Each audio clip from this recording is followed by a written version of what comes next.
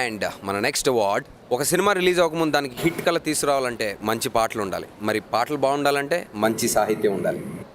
మన Micromax SIIMA award for the best lyricist Telugu nominations are. మరి best lyricist award ఇవ్వడానికి may please call upon stage Sunil and Kriti Kharbanda.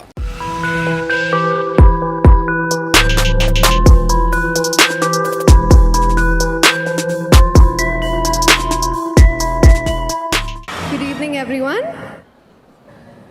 The best lyricist Telugu goes to Anant Sriram for Seetama Vakitlo Sirimalli Chettu.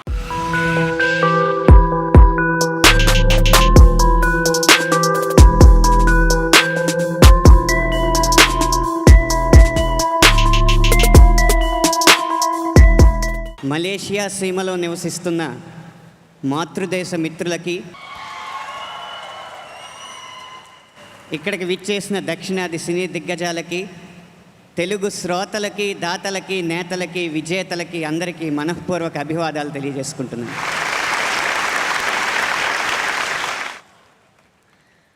ఇరవై నిమిషాల్లో రాసిన పాట ఇంత దూరం తీసుకొస్తుందని ఎప్పుడు ఊహించలేదండి.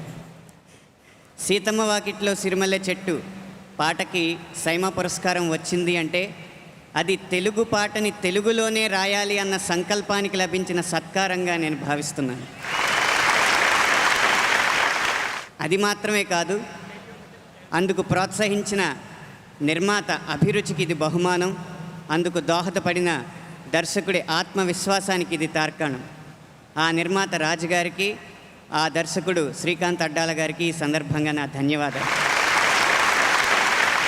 సాధారణంగా మన జీవితాన్ని ప్రభావితం చేసిన వ్యక్తికో వ్యక్తులకో అంకితం ఇవ్వడం అనేది పరిపాటి.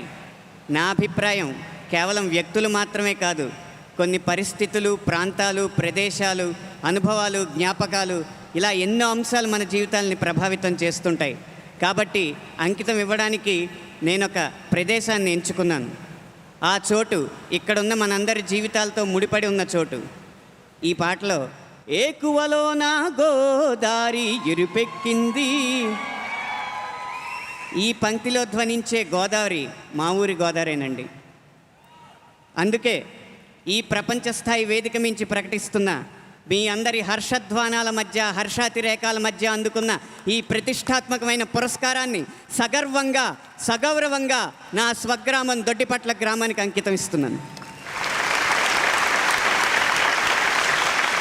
థ్యాంక్ యూ అనంత్ శ్రీరామ్ గారు. తన అవార్డ్ని తన స్వగ్రామానికి అంకితం చేశారు. I think it's a very noble deed. And ఇంకొక విషయం ఏమర్థమైందంటే అనంత్ శ్రీరామ్ గారు పాటలే కాదండి, నెక్స్ట్ సినిమా నుంచి మాటలు కూడా రాయబోతున్నారు. అంత చక్కగా మాట్లాడారు. థ్యాంక్ యూ వన్స్ అగైన్ అండి. Thank you so much.